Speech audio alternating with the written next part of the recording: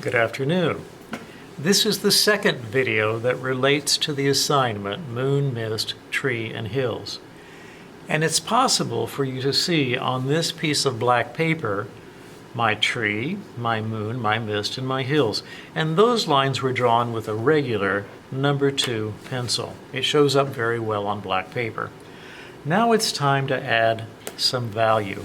But not every colored pencil works on black paper, so we might have to experiment a little bit. And I might do that experimentation on the black. This is a Prismacolor pencil, and it does pretty well, so that one I might use. This is a Crayola Metallic. Not bad, not as good as the Prismacolor, and I might still be able to use that. This is made by a different company. This is made by the Sargent Company, and this is called Cherry Red. This is called a construction paper pencil by the Sargent Company, and it's meant to work well on construction paper. Here's another Sargent pencil, an orange. So there are going to be many pencils that work well for you. In particular, the Sargent colors made for construction paper and the Crayola colors made with metallics. Some of these Prismacolor pencils work very, very well, like this gray right here. I know because I've experienced using it before. But some of the Prismacolors don't work well at all. Let's try this one out. Nope, that's okay. That's a carmine red. You may have to experiment to find what works for you. In the category of yellow, the only yellow that will work will be the Sargent yellow made for construction paper. So if you need a yellow, that will be the only yellow that will work well. If you compare that yellow with one made by Prismacolor, usually used on white paper, you can see that there's a big difference, even though I'm pressing just as hard. So it is important for you, the artist, to figure out what works for you and what does not. And sometimes that has to be experienced. You simply have to try things out. So let's get started. I'm going to take a metallic color made by Crayola and lay it down with very little pressure. Remembering that the paper is black, my very small amount of pressure is not going to create anything bright at all. I will eventually brighten up the surface, but now the surface is staying dark. You draw with little pressure, and the background color, the color of the surface, is not much changed.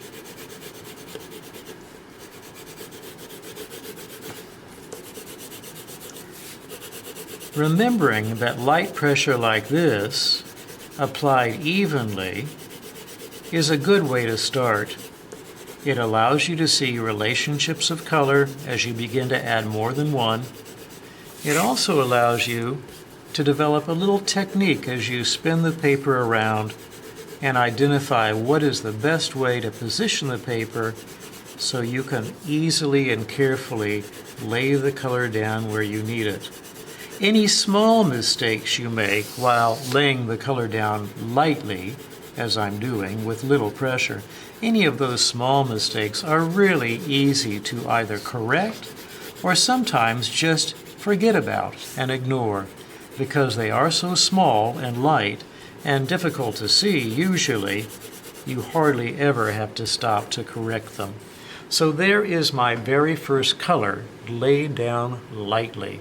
Now if you can notice here, my moon is a little bit to the right of my tree. So I'm going to use a formula. If the light is on the right, it will be the right side of the tree that becomes bright. And that means the right side of every branch, big or small. So I could use the same color, or I might find a different color. Having had some experience, I think I'll pick this copper metallic made by Crayola. Here I go. Notice that I'm using a much heavier pressure. And because I'm using a heavier pressure, I'm seeing a brighter result. And I'm only going to the right, to the right only of every branch. Now, we're going to add our middle values. This here, where my finger is your darker value. Remember? Mostly black paper showing through. And this here is my lighter color, where I applied with greater pressure so it would be brighter. Now I'm going to go from light to dark, a range of value. And all I do is follow the curve of every branch and the trunk. So identifying where the curves are helps me to know how to lay down my color. As I push or pull the pencil, I adjust the pressure on the end from heavy to light. Heavy pressure, light pressure. Heavy pressure, light pressure. Heavy pressure, light pressure. Heavy pressure, light pressure. By the time I get to the middle of the trunk, I'm pretty much done. By the time I get to the middle here of this large branch going right, I'm pretty much done. So it really is just a little bit of the lighter value you need, not a lot. Because a full range of value depends on light, medium, and dark, you definitely do not want to lose all that nice dark surface. I turn my paper to make it easier for me to get into harder to reach areas. The smaller the diameter of the branch, the smaller the branch, the less work I have to do. You can see these smallest branches are done very quickly. Can you begin to see the three-dimensional quality of these branches here when compared to those branches there? I can probably even go back and strengthen my color, making it brighter still, and that will even make it look more three-dimensional. I'm going to turn the paper.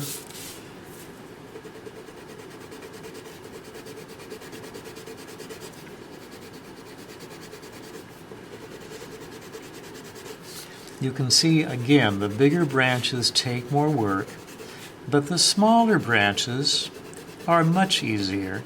By the time you're halfway across the page, halfway across the branch, you are done. Which is good because I think the point of this pencil is about ready to wear out. It helps when you sharpen your pencils ahead of time.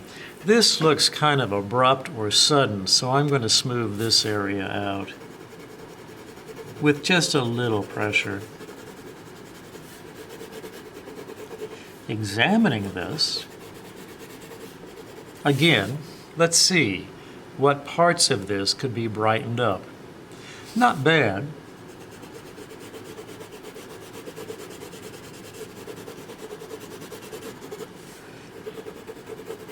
Going back a second and a third time can give you a brighter surface.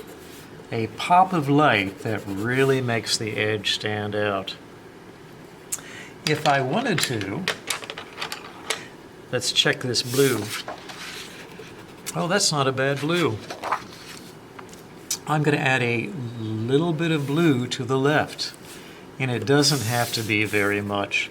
Since this left edge is kind of getting lost in the black of the paper, and I like those lines very much, I want to see them, I'm going to reinforce them with that blue.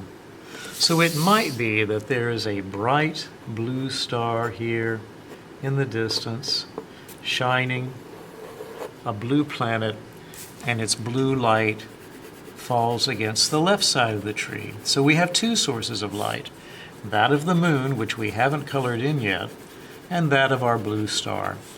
I'm using less of the blue, so the quantity or amount or proportion of things makes a difference. There.